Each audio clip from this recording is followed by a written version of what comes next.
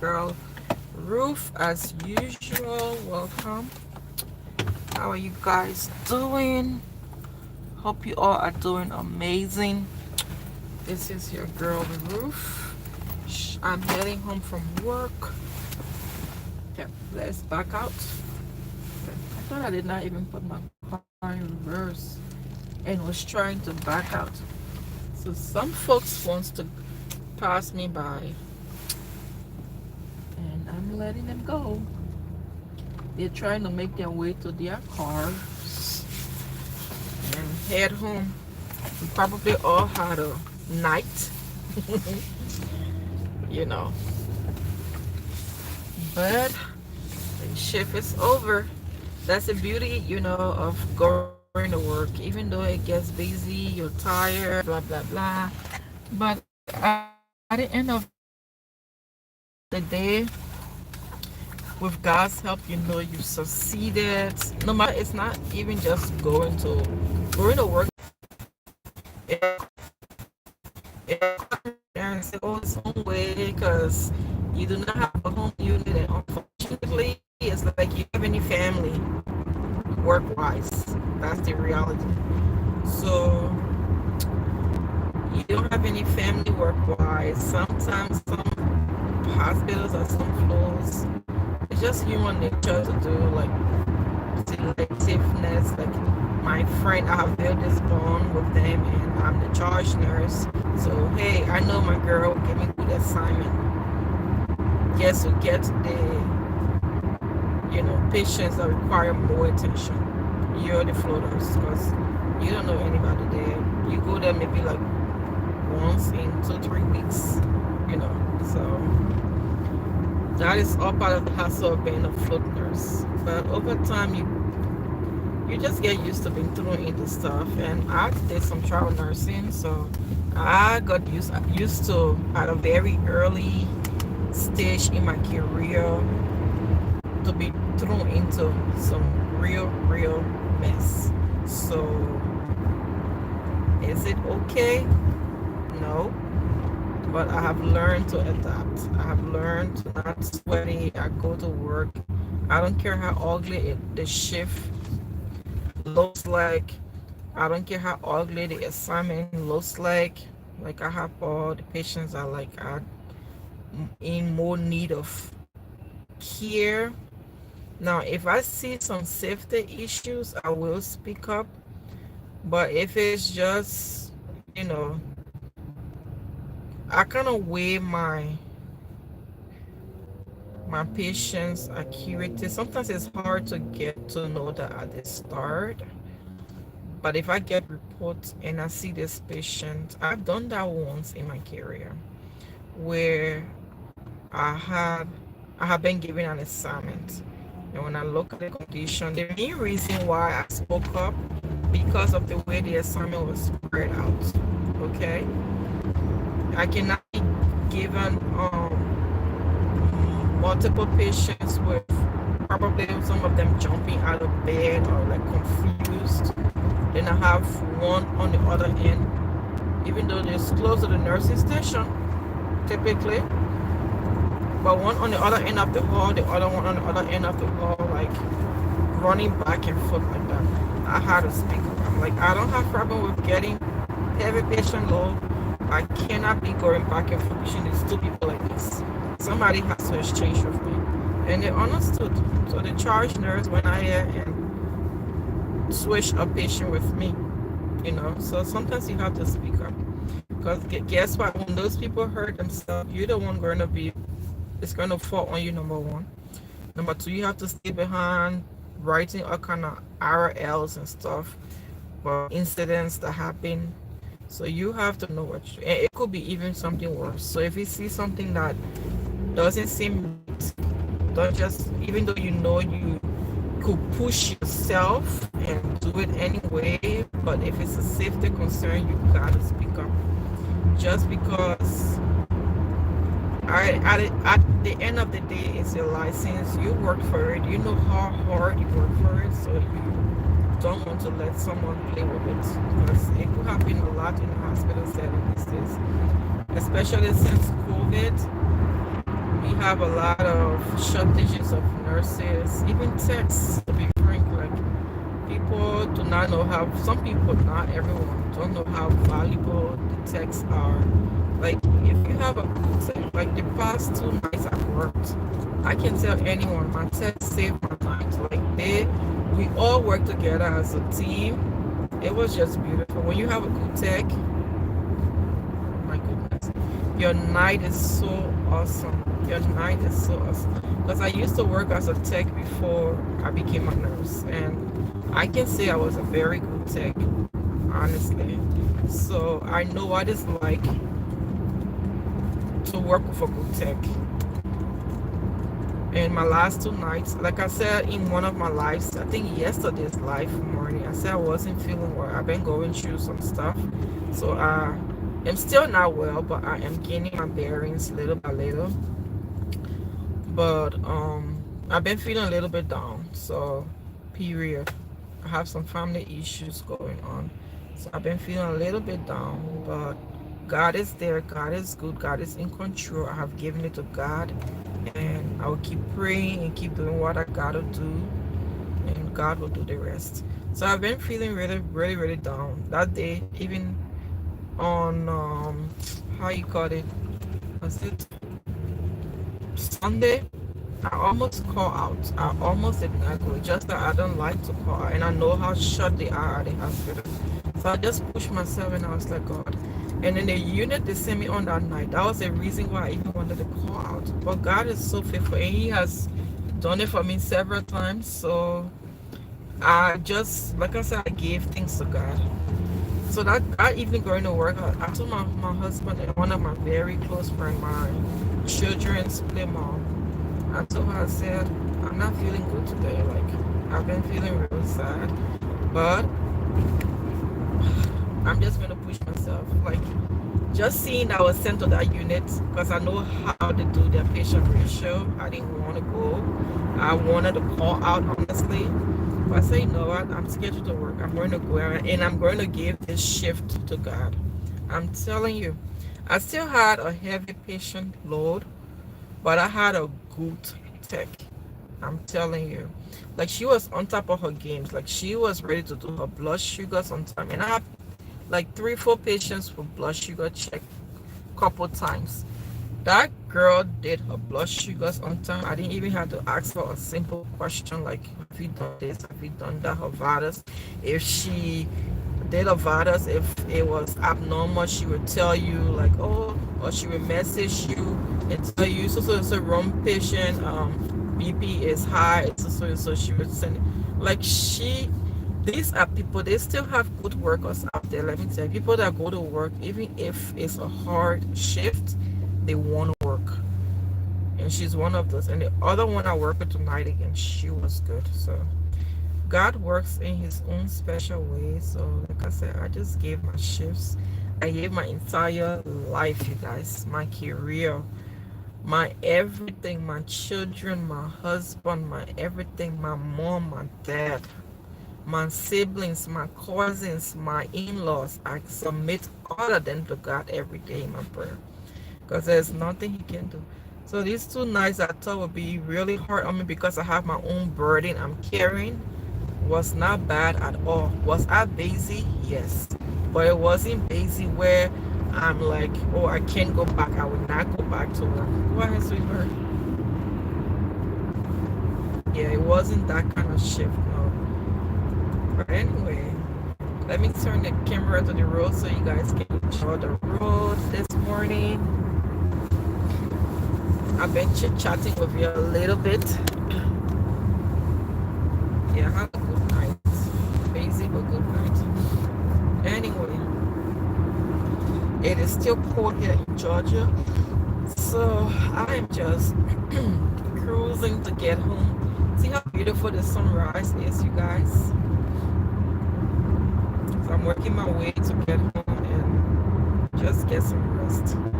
So even though we're busy a little bit, but I'm not tired where, I'm not.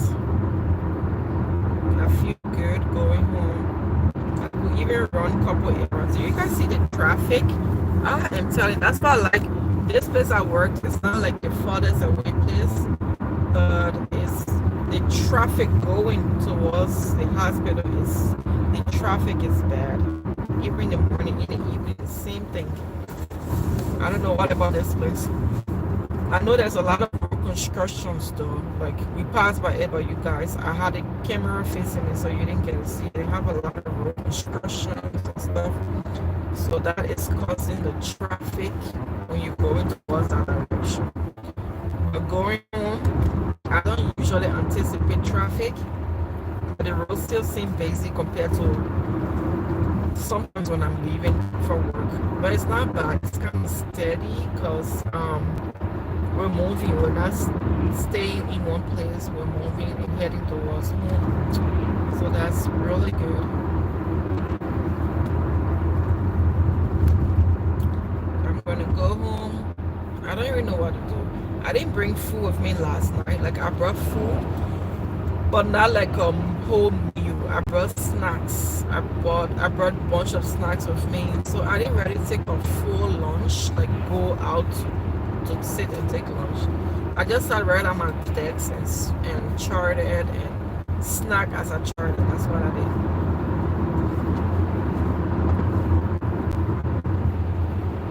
I could have taken like a lunch where I just sit by myself, but I was fine. I just sat right there, charted and snack while I did so, and I'm good. And that's what happens to me every time I don't take food. For some reason, once I don't take like my African meal or something that requires eating with spoon or so, and it's not like as soon as I take a bite of my snack, I'm running. So I observe the situation. If the shift is going where I can't even set my butt down for a second, someone's calling, then I try to play myself in a way where I'm able to go, oh my gosh, y'all, I'm yearning. Where I'm able to go on lunch. Even if I brought just snacks, I will take my lunch. I'll try my best and take my lunch because I feel like I deserve my lunch.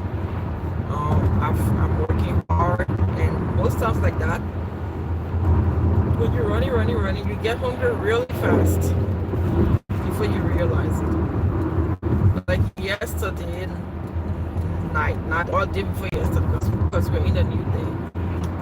I got hungry. I didn't carry food. Like I said, I didn't feel good, so I didn't carry food. I thought I won't even want to eat. But boy, oh boy, we're busy. The night was good. We had good team, but we're all busy. So I got hungry. So I decided to go and get some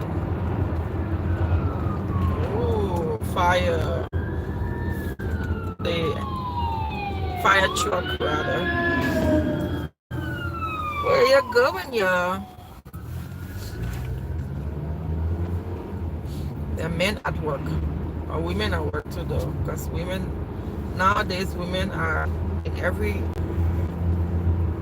pretty much every sector of life. Women are involved these days. We probably always been, though. Some way, somehow. Even if we're not on the forefront, we are somewhere, somehow influencing or manipulating things behind, in the background somewhere.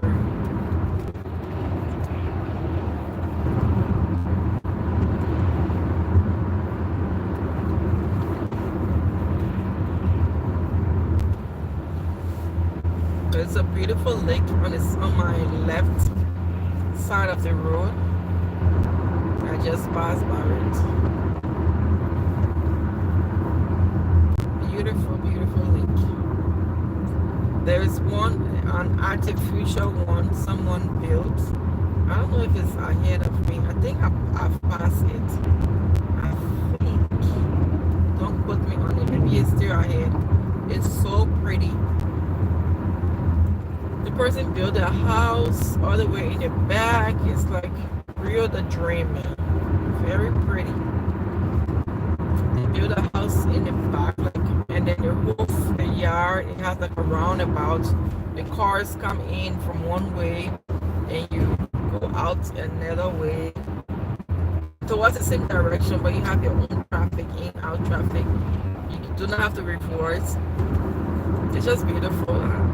I tell myself that's a dream. Like, not even in this old world we live in God's promised new world. That's a beautiful, house, a beautiful yard, and beautiful everything. It's simple though, very pretty. Plus they painted the house white, so it's so nice. Like, the person was very intentional about their home. It's beautiful. The yard is beautiful. Then the lake has like almost like a fountain, like it shoots up. So beautiful. I think it's ahead of me every time I pass, but then the thing is, it's in a curb, so when I'm driving I can't really look at it because I have to pay attention to the road. But whenever I'm going out with my husband, because he drives most of the time when we go together, when we are going out or something, so I get to enjoy the view and just sit back, guys. Sit back and enjoy the view. They have some beautiful houses along this road, I'm telling you. Even right here on my left, there's another one that you have to like drive all the way in the back. It's like isolated, but that's how they like it. A lot of places in Georgia are like that. People like their houses on their private property, not in like a subdivision. They just have their almost like I don't know how to describe it. The word came my left. Like those people that have like barns and stuff, like their own little farmland, but this is not farm. It's just a big land. They build a beautiful home, and they always keep the entire like an acre or so well kept. Like it's always kept well, and it just looks beautiful. The landscape is perfect. Okay, the house I was talking about is coming up on my right here. Like it's coming up. After the subdivision, it's the little lake. Let me see if you guys can see it. See the lake? You could even have a wedding over here, yo. Like that's how they fix it. It's so pretty. They have a little hut outside. It's just beautiful.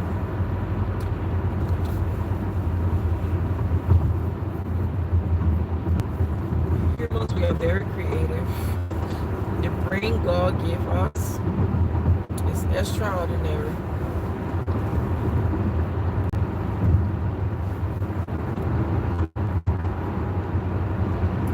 Extraordinary. Welcome to the live. Who's ever's hanging with me, thank you. Thanks for joining. Thanks for liking. If you haven't already subscribed, go ahead and kindly subscribe to the live and to the channel, and let's have fun together.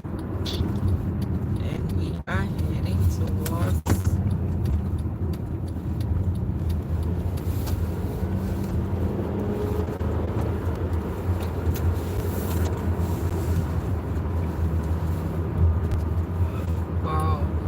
building a new subdivision over here, and the houses are pretty, well, it's medium size. It's not that big, it's not that small compared to another one that is coming up. That one is complete. They are like townhomes, so they are stuck together, like your neighbors, you and your neighbors share the same wall. I don't really like that. It's almost like you're in an apartment. But if that's what you can afford, that's fine.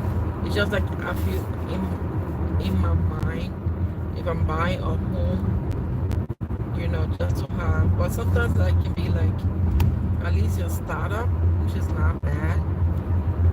And then in the future, if you want to upgrade, you can get something individual. Like the only reason I feel that way, one of the not the only reason, but one of the major reasons I feel that way is because of things like rodents, like rats and stuff, cockroaches, those kind of things. You can share wall, and not that when you live far away from your neighbor or you have a yard, you can't get stuff from your neighbors, but it takes a while for that to happen. Okay, but when you're stuck together like that, anything can creep from your neighbor's house into your house. It's just a thing. Because I used to live in an apartment before, so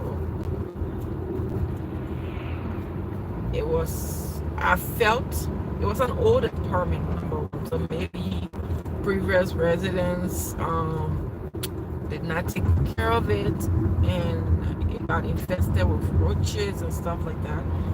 But I also feel like even if you take care of your place in an apartment, especially an old apartment, or where your house is so close to your neighbor's house, it's easy for their things to come over to yours. It's my opinion. I may be wrong, but that's my opinion. I always feel like if you live separate, like if you have an individual house that has space in between, a good size of space in between, you can manage things like rats and cockroach, especially if you keep your house clean. If you don't keep dirty dishes in the sink at night. That's one habit that my husband and I have. Like even where we used to live, we did like a habit to keep cockroaches and stuff out of our apartment. We always somebody gotta wash the dishes. I don't care how tired we are. Now when we wash it, do we dry it out all the time? No. We may be tired, but our dishes will rub some kind of soap and water on it to like even if it's like just take that all out of it. And it has helped us a lot. We've been in our home for a while now, a couple of years now, and we don't have issues with cockroach. We don't have issues with rats. So that's from experience and my opinion. Okay. One of the things that attracts those kind of things like rats and cockroaches, not always, but is if you keep dirty dishes in your house or you lay food down around the house that gives a good aroma. Let's say you ate sardine or tuna or something and you ate half of it and did not put it in the fridge, you keep it outside. It attracts rats and cockroaches. Or you cook your food. That's what my hobby. And another thing we do, because I cook African food, it has this nice smell to it. So whenever I cook it, it needs to cool off for putting it in the fridge. Okay. But if you also keep it out too long, in my opinion, again, it might attract cockroaches and rats. So overnight, one of us, if I cook late, I'll let it cool out, and I'll tell my husband, say, baby, if you go down around so and so hour, time of the night, please put the food in the fridge, the soup in the fridge and refrigerator, and he will do it. Or if I get to go down around that time, I put in the fridge. But we'll make it like a habit to put the food once it's cold in the refrigerator, because we do not want cockroach in our house, and we've been working hard towards it, and it's been a reality for a couple years now. Yeah.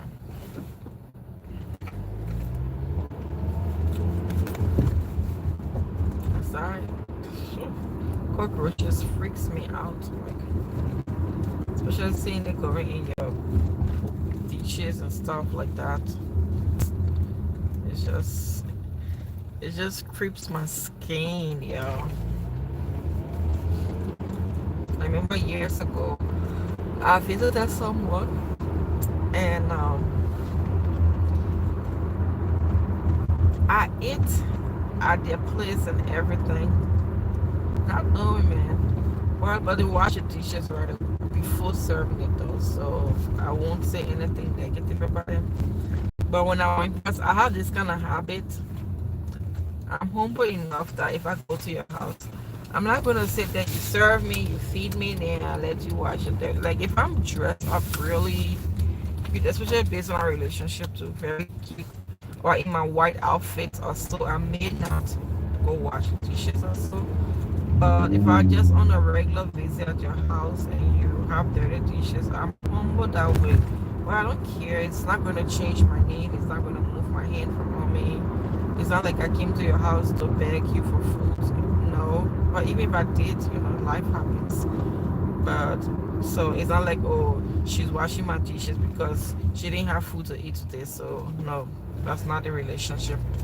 I am your guest and you chose to give me, like, share your delicacy with me, which I appreciate. And I also have this kind of sense of like, you did the cooking, you did the hard work.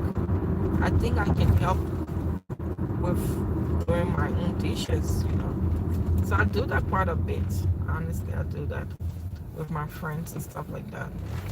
Everybody has their own different sense of pride. Like, oh, I can't go to a house and wash dishes. Or someone else would be like, oh, it's not a big deal. I could do the same. I do the same too. So yeah, life, everyone has different outlook on life. So I go, finish eating, go to wash the dishes, and I see not just one, two, three, four running around the place. And now I started to feel sick to my stomach. But I didn't show the person though, and the person, even if the person is on this live, they won't even know that I'm talking about them. So, because I didn't make mention of it, I just did my dishes. And the cockroach, when I came, it ran away, so I just washed my dishes. And we continue our conversation as friends. But it really creeps me out. It does. Cockroaches is like, people can say many sense. I don't even know what that word is, but I always like when people say it's your many sense or your. Am I even saying it right? Like something that you dread. But yeah,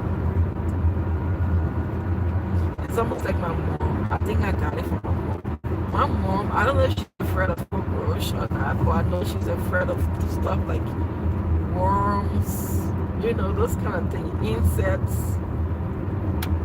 But yeah, she's afraid of worms. I know for sure my mom is afraid of worms. Like it creeps her out. And the funny thing is, growing up, especially the war in Liberia, we had to go to gardening and for our daily bread, like we had to work. We became farmers pretty much. We used to make our little farm, our little gardens, and you dig in the soil, you see worms. My mom overcame her fear of worms, like, so she just did not like it, but when she realized she needed that to do that, to care for herself and her children, she went past that with God's help. My mom and us, we all did gardening. We sowed potato grains. We sowed palava soils. Like, we did all of those things together as a family. And we did not beg for bread, not one day. God provided for us through that. And so I believe strongly in hard work. That's what shaped who I am today. Like, I can go to work, beat myself up. I'd rather do that. If God gives me the strength, as long as He gives me the strength to provide for myself and my family. I saw my mom did it. I saw my dad. I saw my siblings and us all work together. So hard work. Do I want to relax sometimes? Yes, I believe in relaxation. But if need be and I need to work, I don't play with work, okay? I take it really seriously. And I try to find joy. Imagine we used to sell potato grains, plant potato grains, and sell it. And we were happy doing it. So I don't see what job I would do that I won't be happy. I worked at Walmart when I came to the United States and I was fine. I even worked in a restaurant and I was happy. So happiness is a choice. Is a choice. You gotta choose to be happy. But anyway, I am home now, you guys. Thanks for hanging out with me. Your girl is tired but happy. And I'm going home to get some rest and just chill with my family for the next 3, 4 days before I go back to work. But anyway, oh, oh, see the sleep coming up? It's a natural phenomenon. I've been up all night, so let me turn my light on and I will see you guys in another live. Bye. Because the girl is heading in right now, okay? I'm not going to stay in this car. It's warm, but I want to get in quickly, go shower, play with my boys a little bit if they're awake. If they're sleeping, I'm going to let the sleeping dog lie. I'm not going to touch it. They're not dogs, but it's a parable or idiom or whatever. I'm going to let them sleep and go to bed and wake up later and play with them, okay? I love you all. Bye.